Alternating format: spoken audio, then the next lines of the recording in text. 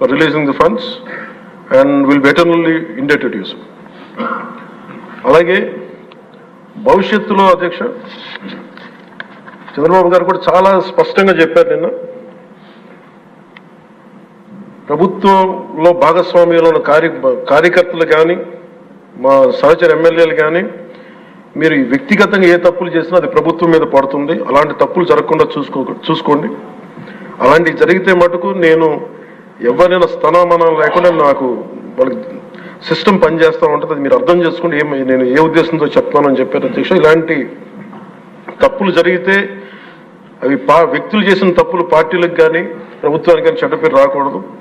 దాన్ని ఎలా హ్యాండిల్ చేసుకోవాలో జనసేన పార్టీ తరఫు నుంచి నేను మా వాళ్ళందరికీ కూడా ఒకటే తెలియజేశాను. మీరు వ్యక్తిగతంగా కనుక ఏదన్నా చేసి అది కూటమి ప్రభుత్వానికి ఇబ్బంది కలిగితే నేను వారిని వదులుకోవడానికి సిద్ధంగా ఉన్నానని చెప్పి చాలా స్పష్టంగా తెలియజేశాను అధ్యక్ష. అది మీరు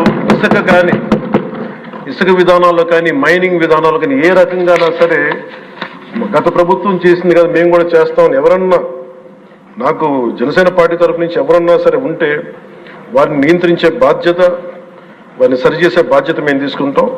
అలాగే చట్టపరమైన తప్పు జరిగితే చట్టపరంగా ఎలాంటి చర్యలు తీసుకోవాలో అది మాకు కూడా అప్లై చేయండి. నాతో సహా మేము తప్పు చేస్తే నాతో సహా ఆ చట్టాలు నాకు కూడా అప్లై చేయండి.